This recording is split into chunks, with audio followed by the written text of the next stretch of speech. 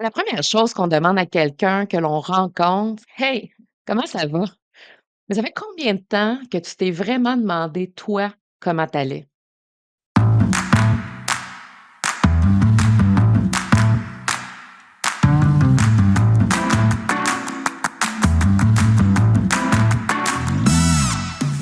Bienvenue à Le Pour Toi, le balado sur la santé qui informe et qui fait du bien. Je me nomme Cindy. On est le 22 janvier, la journée Belle cause pour la cause, une campagne de sensibilisation annuelle dédiée à faire avancer la cause de la santé mentale au Canada. Et un des piliers de cette campagne-là, ben, c'est la lutte contre la stigmatisation. Et l'un des plus grands obstacles que l'on doit surmonter, lorsqu'on est aux prises avec une maladie mentale, ben, c'est la stigmatisation qui est associée. Alors, le dialogue est une première étape importante vers un changement durable. Et cette campagne-là est devenue la plus grande conversation au monde sur la santé mentale. Alors, on peut être fier de cette initiative-là, qui encourage en fait les gens du pays et du monde entier à parler et à poser des gestes pour réduire la stigmatisation, mais aussi pour promouvoir la sensibilisation et favoriser une meilleure compréhension pour que chaque personne puisse finalement obtenir l'aide dont elle a besoin. C'est beau quand même, hein? Puis cette initiative-là, ben, moi, je veux la mettre en lumière aujourd'hui, comme plein de personnalités publiques vont le faire d'ailleurs. Vous allez en entendre parler beaucoup aujourd'hui. Mais moi, je vais rester une infirmière de psy toute ma vie et je sais très bien qu'il ne faut pas parler de santé mentale juste pendant une journée. Il faut en parler tout le temps. Il faut se préoccuper, de notre propre santé mentale d'abord, mais aussi celle des gens, hein, qui nous entourent et de qui on veut prendre soin. Mais si ça prend une journée pour faire du bruit, ben voilà, on est là aujourd'hui, puis je profite de cette journée-là pour te demander, en fait, comment tu vas? Prends un moment là, pour considérer ce qui monte suite à cette question banale-là, routine, que l'on pose à tout le monde, parfois même sans aucune attente de réponse, hein. On le demande: «Hey, comment ça va?» Puis on n'écoute pas ce qui vient après. Mais si je te demande d'évaluer comment toi tu vas, comment ça va dans ta tête? Ton bien-être mental actuel, il est à quel niveau sur une échelle de 1 à 10? Ça serait quoi le résultat si je te demandais quel est ton niveau de bien-être sur une échelle de 1 à 10? Est-ce qu'il est satisfaisant? C'est-tu plutôt bof ou wow? Ou es-tu vraiment loin de l'état auquel tu aspires ressentir? Des fois, on est surpris des réponses qui peuvent monter. Des fois, on a l'impression que ça va bien parce qu'on est très occupé, hein, on est pris dans le tourbillon du quotidien, puis, ben, on se dit que c'est ça la vie, puis que finalement, ça va bien, puis qu'il faut pas chialer, puis que si on se compare finalement, ben, on fait pire, hein, on s'aide pas du tout. Mais c'est pas vrai, je pense qu'il faut vraiment prendre le temps de se poser la question et de voir qu'est-ce qu'on peut améliorer pour se sentir mieux. Et une campagne comme aujourd'hui, ben, c'est fondamental. Il faut parler de santé mentale pour que chaque personne aux prises avec des enjeux se sente finalement dans un espace rassurant afin qu'il puisse s'ouvrir sur sa souffrance. Puis c'est comme ça, hein, que la guérison, elle est possible. Sans craindre le jugement, on a beau dire, hein, qu'on est plus ouvert en tant que société, mais je remarque que s'ouvrir sur ses difficultés personnelles, ben, c'est encore perçu malheureusement comme une faiblesse. Puis notre image, hein, elle est importante. D'autres vont parler de d'ego. Alors on veut pas ça, hein, montrer qu'on est faible. On a peur de se faire juger, mais finalement, on se juge faible nous-mêmes souvent. Puis là, ben, on va faire semblant que ça va. On va faire semblant que ça va pour éviter les jugements, pour éviter d'être critiqué, de se faire pointer du doigt. Puis là, ben, on se crée une belle façade. Puis pour ça, ben, les réseaux sociaux sont excellents pour les exposer, ces façades-là. Puis, les réseaux sociaux nous invitent aussi à la comparaison, hein. Tout le monde a donc ben l'air heureux autour de nous autres. Tout le monde a donc ben l'air de vivre des expériences extraordinaires. Fait qu'on se sent donc ben petit, puis pas bon, puis des fois incapable ou juste bof, tu sais, dans notre vie. Fait que pendant ce temps-là, ben, on reste derrière l'arène. On vit pas vraiment la vie comme on le devrait, c'est-à-dire dans l'entière acceptation de nos besoins, puis de qui on est finalement. Fait qu'on prend pas le temps de vivre ce qu'on a à vivre non plus, c'est-à-dire de ressentir nos émotions puis prendre le temps de rebondir. C'est plutôt malheureux, en fait. Puis ce mécanisme de défense-là, souvent inconscient, hein, qui vise à nous protéger, ben, en fait, on pense qu'il nous protège, mais au fond, il ne nous permet pas de nous adapter à toutes les situations auxquelles on est confronté dans notre day-to-day. Fait qu'on se trahit nous-mêmes en se faisant croire que tout est correct. On s'abandonne encore. Et là, on ressent de la honte. Comme si quelque chose clochait avec nous autres, hein? Quelque chose qu'on devrait cacher. Et là, ben, on se sent vulnérable. Comme si la vulnérabilité était une faille. Puis ça, on n'aime pas ça, hein? Faut être fait fort, qu'ils disent. Mais pourtant, la vulnérabilité, ben, ça touche tout le monde. La vulnérabilité est une forme de courage et ça, c'est pas moi qui le dis. Je ne sais pas si vous connaissez les ouvrages de Brené Brown. Elle est chercheure américaine. Elle a consacré plus de 2 décennies à étudier le courage, mais aussi la vulnérabilité, la honte et l'empathie. Et Brené nous apprend que il n'y a pas de courage, hein, sans vulnérabilité. Elle dit que la vulnérabilité n'est pas une faiblesse, c'est la capacité à se montrer, c'est la capacité à être vu.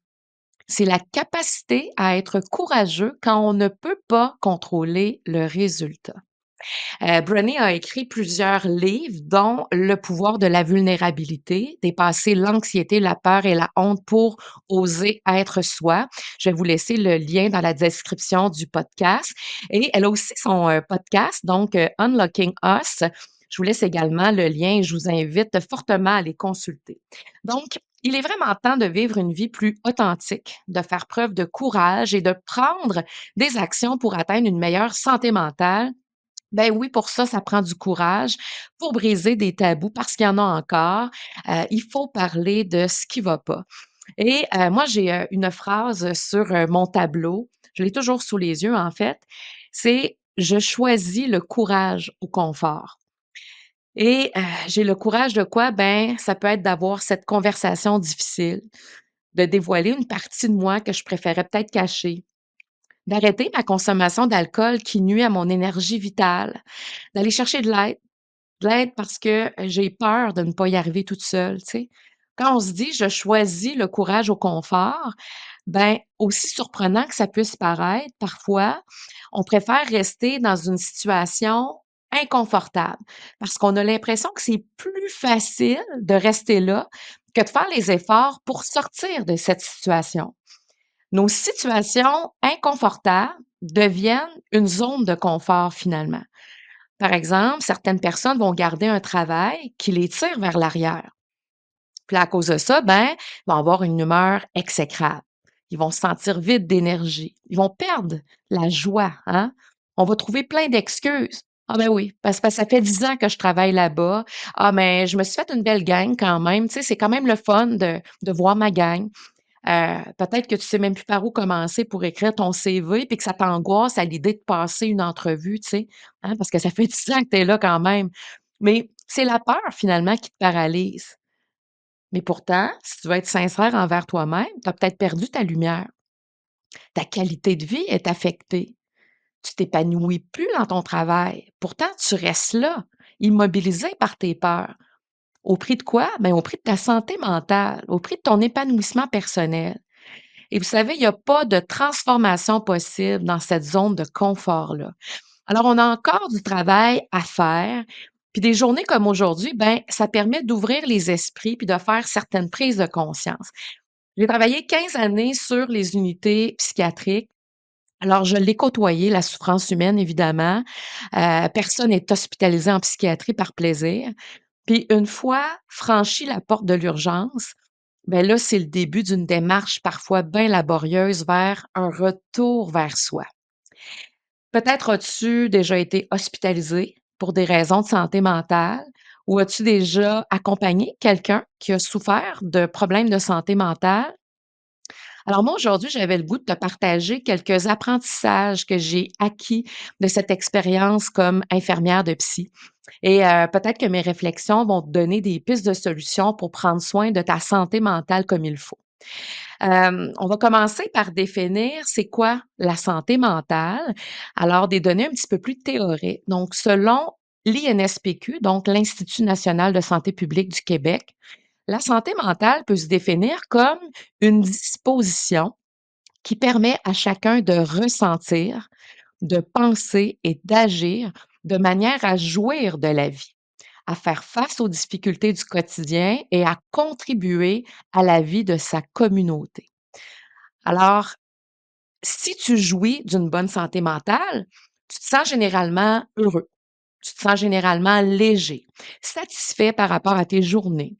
Tu rebondis aussi quand un problème arrive, tu sais, tu rebondis quand même assez facilement, tu t'adaptes finalement au changement, tu as l'impression d'être utile, ta vie fait du sens, tu te sens aligné. Cet état-là, malheureusement, n'est pas permanent, il n'est pas absolu. Donc, évidemment, ta santé mentale va fluctuer sur ton parcours de vie. Puis, certains stresseurs ou déclencheurs, si tu préfères, peuvent venir la perturber. Et c'est là que tu dois faire des efforts ou chercher de l'aide pour la retrouver. Alors, le plus souvent, la santé mentale est abordée par deux approches. Fait on a l'approche hédonique, hein, qui est vraiment relative aux émotions, et eudémonique, qui est relative, elle, au fonctionnement individuel et social. Alors, l'approche hédonique, le bien-être émotionnel est considéré. Donc, c'est relatif vraiment au sentiment de bonheur, à ton niveau de bonheur et à ton niveau de satisfaction envers ta vie. L'approche eudémonique, elle, ben, on va regarder le bien-être psychologique. Donc, le bien-être qui est relatif à ton sentiment de compétence, de sens et de cohérence avec tes valeurs. Et il y a aussi le bien-être social, hein, qui est relatif au rapport à la communauté et à la société, notamment au sentiment d'appartenance. Alors, défini de cette manière-là, évidemment, la santé mentale ne se limite pas à l'absence de troubles mentaux. Un trouble mental, ben, on pourrait penser par exemple à la dépression et les troubles anxieux qui sont très connus, mais aussi les troubles de la personnalité. On n'ira pas là aujourd'hui, hein, on n'ira pas dans les diagnostics. On fait juste la différence entre santé mentale et troubles mentaux. Alors, étant donné que la notion de santé mentale est souvent associée à celle de trouble mental, mais on va parler parfois de santé mentale positive pour l'en distinguer. Et l'OMS, l'Organisation mondiale de la santé, va définir les troubles mentaux comme des affections cliniquement significatives se caractérisant par un changement du mode de pensée, de l'humeur ou des affects ou du comportement qui est associé à une détresse psychique et à une altération des fonctions mentales. Alors, si par exemple, je pense à une personne qui est en dépression, mais la perte de joie de vivre, elle est commune à ces personnes-là. Alors, ça se traduit comment? Ben, souvent, tout devient beige, tout devient flat, tout devient mou, hein. Tu sais, il y a plus d'étincelle, il y a plus de magie. Et avec ce filtre-là sur la pensée ou ce brouillard-là, si vous voulez, ben, les difficultés, aussi minimes soient-elles, ben, elles vont apparaître comme étant insurmontables, tellement qu'elles vont immobiliser la personne. Alors, les comportements et les attitudes vont changer. La personne peut ressentir une profonde détresse. Elle peut ressentir aussi de la tristesse, du désespoir. Elle peut se sentir désœuvrée, ou soit elle va devenir aussi totalement coupée de ses émotions. Elle peut se sentir dépersonnalisée, c'est-à-dire plus la même personne. Alors là, ici, on parle de dépression, donc c'est vraiment une maladie ou un trouble mental. Alors c'est évidemment plus profond que quelqu'un qui serait dans une moins bonne santé mentale en général. Alors la santé mentale a longtemps été conçue par contre comme simplement l'absence de troubles mentaux. Alors, adopter cette conception-là impliquerait finalement qu'une personne qui a pas de trouble mental serait en bonne santé mentale et à l'inverse, qu'une personne qui présente des troubles mentaux ne pourrait jouir d'une bonne santé mentale. Alors, c'est pas vrai. En tout cas, c'est plus nuancé que ça. On penche davantage aujourd'hui pour une conceptualisation où santé mentale et troubles mentaux ne sont pas à l'opposé d'un même continuum. Ils peuvent donc coexister. Alors, cette perspective-là implique qu'une personne qui vit avec un trouble mental, comme par exemple la dépression ou la bipolarité, par exemple, peut présenter un certain niveau de bonne santé mentale. Et une personne qui vit sans trouble mental peut présenter une santé mentale sous-optimale qui va nuire à sa vie quotidienne. Alors, trouble mental ou pas, tout le monde peut aspirer à un niveau de bonne santé mentale. C'est quand même une bonne nouvelle. Et toi, là, présentement, sur le continuum de la santé mentale, où est-ce que tu te situes? Quels sont tes besoins à combler pour élever ton niveau de bonheur ou ton niveau de satisfaction? Qu'est-ce que ça prendrait aujourd'hui pour que tu te sentes utile, pour que tu te sentes léger, pour que tu te sentes heureux, que ta vie fasse du sens? Tu sais que tu as le pouvoir, hein, de poser des actions dès maintenant pour viser une santé mentale florissante ou optimale. Alors, tu te demandes peut-être comment y arriver. Ben, j'ai le goût de te dire que la réponse, ben, elle se trouve souvent dans la simplicité. Fait que le secret, ben, c'est vraiment de revenir à la base. Puis, avant de m'embarquer dans ce petit bout-là, tu sais, je me suis vraiment demandé, hem, qu'est-ce qu'il faut faire justement pour prendre soin de soi plus facilement? Puis j'ai repensé à tous ces patients-là que j'ai accompagnés dans ma carrière et quand une personne arrive en psychiatrie, là, ce qu'on fait, ben, c'est qu'on la questionne, hein. Donc nous autres, les infirmières, on est des machines à évaluer les patients. On fait des collectes de données, donc on remplit un bilan de soins infirmiers. Donc, c'est une petite feuille recto verso souvent. Et là, ce qu'on fait, ben, c'est qu'on évalue les besoins fondamentaux. Alors, on questionne directement la personne sur ce qu'elle mange, ce qu'elle boit, comment elle élimine, comment elle bouge, est-ce qu'elle respire bien, est-ce qu'elle prend soin de son hygiène. Ça va jusque-là. Quelle est la qualité, la quantité de ton sommeil, la sécurité? Qu'est-ce que tu mets en place pour éviter les dangers? Est-ce que tu communiques? Est-ce que tu as un réseau? Est-ce que tu te recrées? Est-ce que tu as des activités qui te font du bien? Est-ce que tu te réalises? Et là, cette collecte-là nous permet finalement de comprendre la personne et d'identifier quels sont les besoins indispensables à une bonne qualité de vie qui sont en souffrance, hein, pour y pallier finalement. Fait que par la suite, on a ce qu'il faut pour réaliser ce qu'on appelle, nous autres, un plan de soins concret par lequel on va chercher à atteindre un résultat, c'est-à-dire on va chercher à résoudre les problèmes. On résout des problèmes en agissant sur les causes des problèmes, puis finalement, ce qu'on veut, ben, c'est atteindre un bon niveau de santé mentale. Alors, comment t'occupes-tu de combler tes propres besoins? Est-ce que tu prends soin de ton corps? Est-ce que tu te reposes suffisamment? Est-ce que tu te sens en sécurité? Est-ce que dans ton travail, tu te réalises ou dans ce que tu fais dans ta vie en général pour ta famille, est-ce que tu te sens bien là-dedans? Quand tu es trop longtemps sans parvenir à répondre à tes besoins de base, ben c'est là que tu es à risque de tomber malade, hein.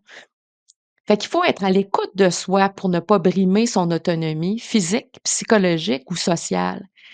Et quand tu ne donnes pas à ton corps le carburant nécessaire pour traverser tes journées, que tu ne t'accordes pas suffisamment de repos, de moments pour te reconnecter, que tu te disperses à gauche, à droite, ton énergie, tu la donnes à tout le monde sauf sur l'essentiel. Quand tu réponds aux besoins des autres au lieu des tiens. Quand tu restes dans une situation qui te convient plus, dans laquelle tu te sens plus en sécurité ou respecté, que tu t'entoures de personnes qui ont des valeurs diamétralement opposées aux tiennes, ben là, ça va pas bien. Puis là, tu te mets à risque. Puis il faut savoir que le seuil de tolérance à ces besoins non comblés-là va varier d'une personne à d'autres à l'autre, évidemment. On n'a pas tous la même, résistance, à ces carences-là, évidemment. Mais le message que je veux que tu comprennes aujourd'hui, c'est que pour viser une meilleure santé mentale, souvent, il faut revenir à la base, hein. C'est ce qu'on fait, nous, quand quelqu'un est hospitalisé. Il faut chercher à satisfaire d'abord les besoins élémentaires. Alors, prends soin de toi et je vais te laisser dans la liste, des liens, du podcast, en fait, la liste des besoins fondamentaux que l'on regarde, nous, comme infirmières, quand on veut prendre soin de nos patients et qu'on réalise nos collectes de données. Et un autre point important que j'aimerais dire, c'est, qu'il faut comprendre finalement que dans la vie, ben, tout n'est pas sous ton contrôle. Et la résistance que tu démontres à vouloir contrôler ce que tu peux pas contrôler, mais ça t'épuise complètement, puis ça va venir affecter ton énergie. L'énergie est probablement une des ressources les plus précieuses qu'on a. L'énergie fait partie de notre santé globale, évidemment, donc lâche prise. Tu as la responsabilité de tes choix, dont celui de lâcher prise et de la perception des événements qui surviennent dans ta vie. Une phrase que j'ai appris très tôt dans ma carrière en santé mentale, écoutez bien ça, c'est: «Ce ne sont pas les événements qui créent tes émotions, mais ta perception des événements». Alors si tu changes tes pensées, tu vas changer tes émotions, tu vas changer tes comportements. Alors change tes pensées, change ta vie. Alors je répète, ce ne sont pas les événements qui créent tes émotions, mais ta perception des événements. Et souvent, ce sont les émotions négatives qui font que tu te sens pas bien ou que tu es en mauvaise santé mentale. Alors tu peux vaincre tes difficultés en modifiant ta façon de penser et de te comporter. Ça, c'est la TCC ou la thérapie cognitivo-comportementale qui nous enseigne ça. Et le principal objectif de la TCC est de modifier finalement ta façon de penser et les sentiments que tu éprouves pour t'amener à avoir des pensées et des émotions plus positives. Alors, ce sera un sujet d'un autre épisode et évidemment, si présentement tu vis de grosses difficultés, tu peux consulter un professionnel de la santé pour, justement, pouvoir être accompagné selon ces principes-là de la thérapie cognitivo-comportementale. Il existe de très bons livres aussi, sur le sujet. Je vous laisserai des liens, encore une fois à la fin, dans la description, du podcast. Mais tout simplement pour vous dire que des fois, simplement de faire l'effort d'essayer de changer nos perceptions, ça peut faire une grande différence. Alors c'est vrai, hein, certaines situations vont nous submerger, mais elles sont hors de notre contrôle. Alors à quoi bon s'en faire avec ça? Par exemple, mon gars, moi, qui lance ses vêtements à 2 mètres du panier de lavage ou qui remplit l'évier 4 fois par jour sans penser qu'on a un lave-vaisselle puis que ce lave-vaisselle-là, il s'appelle pas maman. Mais moi, il faut que je lâche prise par rapport à ça. Pas parce que ça fait mon affaire, mais juste pour ma santé mentale. Parce que cette discussion-là, mon fils et moi, on l'a eu souvent, puis finalement, il y a rien qui change. Alors, soit il faut que je change ma façon de communiquer avec lui, ou bien que je change mes perceptions par rapport à ce problème-là qui finalement, ben, c'est pas la fin du monde. Alors, pratiquer le lâcher prise est un atout très précieux, puis c'est un muscle, hein, qui se développe, ça, le lâcher prise, comme celui de la résilience. Fait que moi, un exercice que j'aime proposer, c'est que face à une situation donnée, dresse la liste là, de tout ce qui te perturbe ou tout ce qui te préoccupe. OK? Ça, tu mets ça sur une feuille à part. Là, il n'y a pas de filtre. Tu écris tout ce qui te passe par la tête. Alors, qu'est-ce qui te perturbe? Qu'est-ce qui te préoccupe? Et là, tu vas prendre une autre feuille, une feuille blanche, puis tu vas dessiner un grand cercle au milieu. Et là, tu vas faire l'exercice d'aller placer les éléments sur lesquels tu as du contrôle au centre du cercle. Puis le reste, tu vas les mettre à l'extérieur du cercle. Puis là, tu vas voir que finalement, tu ne contrôles pas grand-chose, hein, dans ce qui arrive, tout ce qui vient de l'extérieur de toi. Alors, il faut apprendre à vivre avec cette vérité-là. Et l'exercice va te permettre finalement un pas de recul d'abord, mais ensuite des prises de conscience et tu vas pouvoir élaborer des stratégies pour résoudre ce sur quoi finalement tu as du pouvoir, puis oublier le reste. Par exemple, tu sais, on est souvent préoccupé par l'opinion des autres. Hein? Qu'est-ce que les autres vont bien penser de moi si je m'en vais dans cette direction-là? Alors ça, cette idée-là, est-ce qu'on met ça à l'intérieur ou à l'extérieur du cercle? Hein? Qu'est-ce que les autres pensent de toi? Mais évidemment que c'est à l'extérieur du cercle, hein. Ce que les autres pensent de toi, ça ne te concerne pas. Ça leur appartient. C'est leur opinion. Personne ne peut t'atteindre sans ton consentement. Alors laisse ça aller. Laisse-le faire. Tu vas voir, là, le simple fait d'écrire va t'apporter une autre lumière, va t'aider aussi à changer tes perceptions, puis va t'aider à retrouver un état d'esprit beaucoup plus positif, de la légèreté dans ta vie. C'est libérateur comme exercice, puis l'écriture, c'est pas banal, c'est hyper simple. Puis vous savez, en psy, là, pour la sécurité de la personne, ben, on va retirer plein d'objets dangereux dans la chambre. Tu sais, ils n'ont pas le droit, par exemple, d'avoir des lames de rasoir, ils n'ont pas le droit d'avoir de cordes, de lacets avec eux autres. Ils n'ont pas le droit d'avoir, je sais pas moi, des couteaux, des fourchettes, mais on laisse des crayons. Pas n'importe quel crayon, là, des petits crayons, de plomb, pas trop longs, là, tu sais?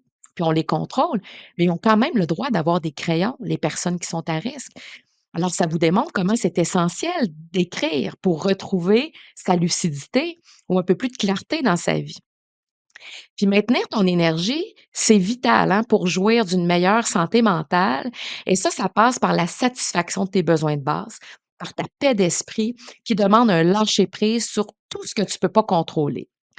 Puis, dernier conseil, là, fous-toi donc la paix un peu avec tes exigences irréalistes ou ton discours interne qui est pas toujours bien fin, tu sais. Des fois, là, quand je m'attarde à tout ce que je peux me raconter puis me dire dans une journée, je réalise que j'accepterais même pas que quelqu'un me parle de même.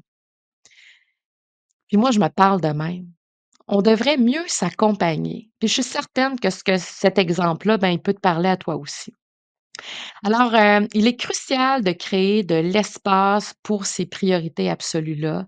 Il est grand temps de se mettre en priorité sur notre propre to-do list. Tu sais, on traque notre sommeil, on traque notre consommation d'eau, le nombre de pas qu'on fait dans une journée, mais pourquoi on ne traquerait pas notre santé mentale? Hein? Se demander comment je vais aujourd'hui. Puis c'est drôle, hein? Hier, juste avant de me coucher, je regardais justement un peu, mon bilan de santé avec ma Apple Watch, puis, Apple m'a comme proposé un questionnaire de santé mentale, puis moi, c'était la première fois que je le voyais. Donc, ce questionnaire-là comprend 16 questions. Il s'adresse aux personnes de 13 ans et plus. J'ai fait l'exercice, ça prend à peu près 2 minutes à répondre et le questionnaire évalue finalement le risque de problèmes courants de santé comme l'anxiété et la dépression. Alors, ce sont des questions très simples avec des choix de réponses. Par exemple, ils vont nous demander si tu t'es senti agité dans les 2 dernières semaines. Est-ce que tu as des difficultés à te détendre? Est-ce que tu perds souvent ton calme? Est-ce que tu as perdu de l'intérêt, du plaisir? Est-ce que tu te sens abattu, désespéré? Comment va ton sommeil? Comment va ton énergie? Puis là, à la fin de tout ça, ben, tu as un résultat sur une échelle qui démontre ton risque de souffrir d'anxiété ou de dépression. C'est quand même très bien, je trouve, et je vous invite à aller voir si vous êtes un utilisateur comme moi, des produits Apple.